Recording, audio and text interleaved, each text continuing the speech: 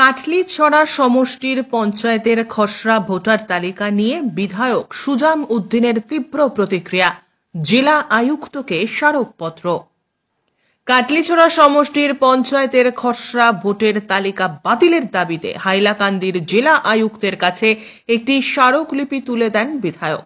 খসড়ায় উল্লিখিত বিড়ম্বনার সমাধান না হলে জনগণকে নিয়ে বৃহত্তর আন্দোলনের হুমকিও দেন বিধায়ক সুজাম উদ্দিন। বিধায়কের অভিযোগ, যাদের নির্বাচনী এলাকা নির্ধারণের কাজ করার কথা ছিল তারা তা না করেই কাজ করছেন। এটা বিজেপির সবকা সাথ সবকা বিকাশ দাবির বিপরীত। সুজাম উদ্দিন অনিয়মের কথা বলেন।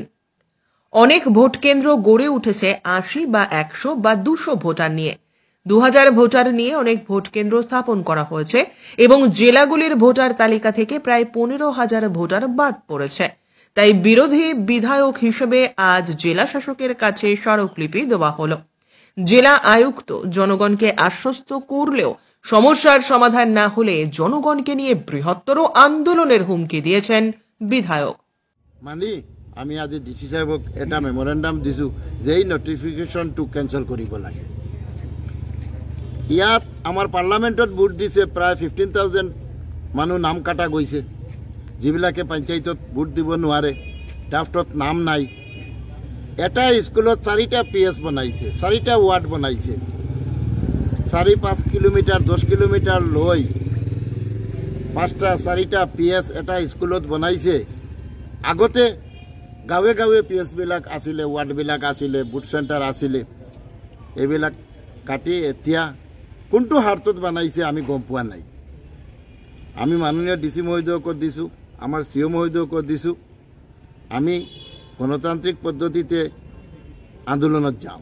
যদি এইবিলাক একশ্যন নহয় আমি আমাৰ জিলাখনৰ ৰাইজ লৈ আমি আন্দোলনত যাম।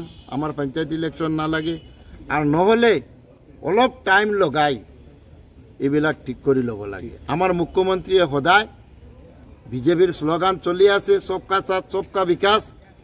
ইয়াত 100 পুলিং ষ্টেচন হ'ব, 200 হ'ব, 2000 হ'ব, 2400 হ'ব। 2400 PS বনিছে। এইটোৰ নামটো আৰু সবকা সাথ সবকা বিকাশ নহয়।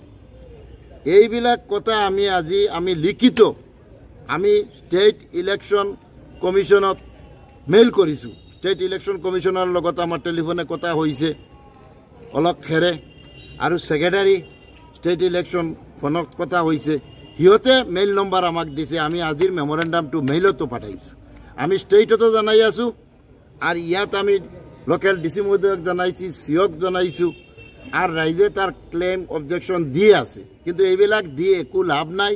ইমান ডাঙৰ এটা কেলেংকাৰী হৈছে যিটো 2-4-5 দিনৰ ভিতৰত কৰিব নোৱাৰে। এইটো যিবিলাক কম্পিউটাৰ এছিষ্টেণ্ট বহিছিলে সেইবিলাক কোন হাতত কৰিছে আমি খবৰ পাইছোঁ। টকা পইচা লৈ মানুহৰ পৰা কোনে ৱাৰ্ড মেম্বাৰ হ'ব সেইটো দান্দাত বনাইছে।